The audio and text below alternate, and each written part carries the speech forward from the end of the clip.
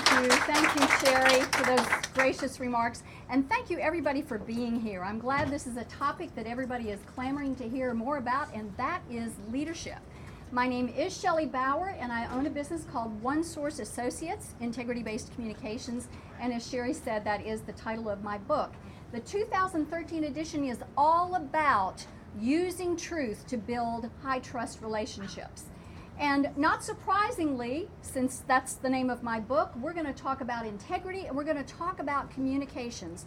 For me, that has been the building block of a successful life because I wasn't always there. I didn't always live in integrity, and I didn't always live in a peaceful way. And so for me, the journey was about becoming aware of my inauthenticity. It was painful, but it was necessary for me to be able to take a look in the mirror and say, whoa, you are not walking the talk. In fact, you don't even know what your walk is. So you've heard a lot from my friends Delmar and Mary and Terry, and we're going to continue that journey without being redundant, I hope, except for the fact that I jotted down some characteristics and some values that I wanted to talk about. And guess what? No surprise, you've heard from 3 leaders, and we're saying a lot of the same thing. We're just saying it from our perspective, from our heart, and from our journey. I would say the leader is honest. I would say that a leader is open and transparent. I would say that a leader is authentic. I would say that a leader is curious. I would say that a leader has empathy. I would say that a leader has patience. I would say that a leader is self-aware. And you can't know who you are until you go through the journey. I would say that a leader is courageous. As Mary said, a leader is bold. And I would say, very importantly, a leader is coachable, because the best of leaders are still followers of someone. The best leaders are servant leaders, as Delmar said, and they are willing to go with the flow, know when to back off so that other people have the opportunity to shine and succeed and lead. The true leaders, I think, in my age range, are the ones who are mentoring and encouraging, as Terry said, encouraging, empowering people to be all that they were born to be. Self-awareness is sometimes the painful part, and it's an ongoing process. Just when we think we're there, we find out, oops, I've just run into a brick wall. And one thing I will say with great humility is that every relationship that ever failed had one thing in common. I was there. I had part of the responsibility, even if it wasn't my fault. I was there. And if I didn't do something, as Terry Murphy said, incrementally to improve the quality of the relationship, then in fact I was responsible for part of the destruction. Now that's as open and raw as I know how to be. I'm not usually allowing myself to be taped, just opening the kimono and say, look, here I am, warts and all.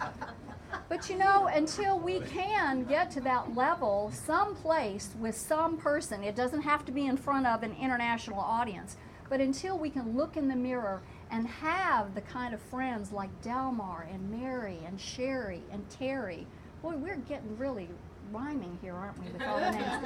If you don't have these people who are surrounding you and helping you be accountable for who you say you are and what you say that you are all about, then you're missing a big piece of the leadership pie, because leaders are continually striving to be more, to do more, and maybe then to have more. But as we become who we were born to be, we will automatically trigger that attraction mechanism that pulls into our life what it is we really desire to have. And you've heard about the law of attraction. It's scriptural, and it's also New Age, but it works, I can tell you. I'm finally married to my soulmate. I'm finally married to the man that I always dreamed of being in relationship with. And it wasn't until I got off Rock 103 and got into 91.1 Classic that I could attract this man into my life. I want to unpack communications a little bit, because I think we can all agree that communications is a huge part to our ability to succeed in life and to succeed as a leader. Can I get an amen on that? Amen. Thank you. All those characteristics that I talked about can be found in the 6 behaviors that I'm going to share with you that comprise integrity-based communications. And it's so simple. It is so simple. In fact, as I go through them, you're going to go, I know that, I know that, I know that. And I want you to ask yourself, am I doing that as well as I can? And if you say yes, then ask yourself, am I teaching others how to do it? Because what I have found in the work that I do in corporate America, helping people be more confident speakers, helping them be more courageous in their presentation skills, helping them go deeper to relate better so that they can be better leaders, what I have found is they don't necessarily know how to teach what they know and what they do. So here it is. The first is tell your truth quicker, faster. The second is ask for what you want. The third is ask questions. The fourth is pay attention and use that information not to manipulate people, but to drive win-win solutions. This is where the rubber meets the road, my friends. This is where the trust is built. Number 5 is keep your agreements, and when you see that you can't, renegotiate before the deadline. And finally, give and receive accountability. It's not just about you looking at somebody and say you aren't doing it. It's noticing that there are 3 fingers pointing back at you, and perhaps you aren't doing it as well as you could. So I'm speaking plainly, and I'm speaking from experience. And if we are not willing to do those things, the first 2 behaviors, telling your truth quicker, faster, puts your truth on the table. Not the truth, your truth on the table. So people understand where you're coming from. And you don't have to guess what people really mean. You do not use telling the truth to be unkind. That is not what it's about. You don't chop people off the news and say, I'm sorry, it hurts, but it is the truth. That's not what it's about. It's to speak the truth, your truth, in love, and to ask for what it is you want. So that those 2 behaviors together might be something as simple as, this really isn't working for me. I've got to find a better way. May I pick your brain for a few minutes? Telling your truth quicker, faster, ask for what you want. Maybe you just need a reality check and to bounce it off a close advisor. Asking questions is really, we do it all the time just to gain information, just to gain clarity. But what about going deeper to uncover what's in it for you? Not me, you. Because people do what they do for their reasons, not our reasons. Would you agree with that?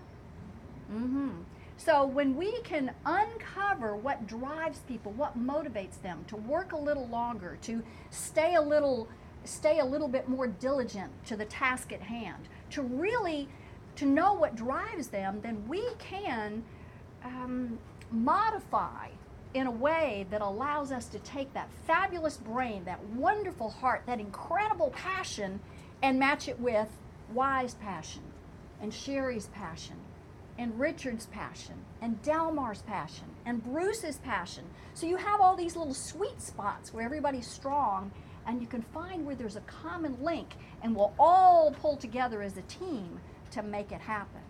And then finally, to keep our agreements, to do what we say we're going to do, to walk the talk authentically, and to, as I said a moment ago, to renegotiate before the deadline. As soon as you know you can't be there on time, pick up the phone and call or text. As soon as you know that you can't do your part of the project, please avert the meeting at the water cooler next Monday morning because you didn't do your part. You've been on the receiving end. Now you know what it's like, when you give out, lack of keeping your agreements. And then finally, to just really come from your heart and know that if you need to be busted, someone will do it lovingly. My husband says it all the time. I hate it to a student, a mentor, a protege. I hate it when Shelley busts me, but I know she's right. It's not about being right. It's about serving in love and coaching the leader out of each and every person, and to allow your like-minded friends to do the same with you. For me, that's leadership. For me, that's communication. It's the humility to say, I don't know it all, but together, with all of us, we bring everybody together. We do. We are like a Wikipedia right here in the room. So thank you for the opportunity to speak to you. Thank you for the opportunity to serve. And I do have time for questions. I see Sherry's raising her hand. Let me tell you about the virtuals, and then we'll take 2 questions before we cut the link. Exposure for All added us to the list of people in business 53. Marcus retweeted. Marcus retweeted again. Then he says a leader is honest, open, authentic, has patience, and is self-aware. At Shelley Baur. At Shelley Baur, everyone. That's SHELLEYBAUR. And at BO Coffee. Caroline says, photographing an event, full house, love moving through a crowded room of business leadership and photography. CRG says, hearing from different aspects of leaderships. Another says, business over coffee, click and connect event, lots of people, great speakers. Another was an older tweet. So there you go. Give it up for our virtual audience.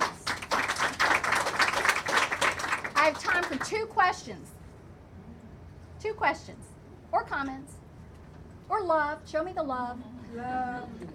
Shelley, I'll Yes, Marty. speak up. Paying attention, you were really focusing on that.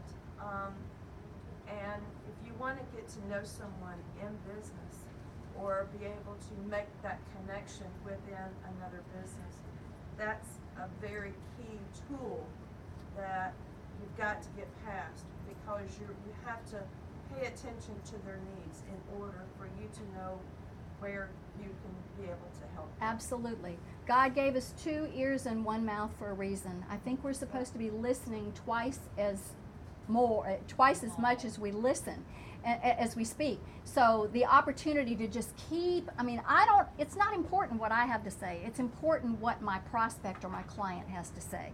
Yes? If that's the case, how can you be sure that when you're stating your position quicker, faster, that it's not about your agenda and all about yours and not theirs? How do you do that in a way that can be bold but not overbearing? Are you saying that in the question is, how can you tell your truth quicker, faster, and be bold at the same time and not have a mixed message or a mixed agenda? And the question is, if you're just telling your truth quicker, faster, such as, I'm Shelley Baur and I work with people who want to communicate more confidently, blah, blah, blah, versus, I'm Shelley Baur and I know that you have a problem and I have the answer. So if you're stating your position, if you have enough information to be able to tell your truth quicker, faster about their situation, that's different than just putting your truth on the table that says, here's who I am, here's what I'm all about, here's how I want to serve. And that I really want to underline that word serve, because the person who is an authentic leader, all the things that I talked about, is walking the talk in service and love. If I could only leave you with one thing, that would be it. Outstanding. We're bringing Thank you. Thank you. Thank you.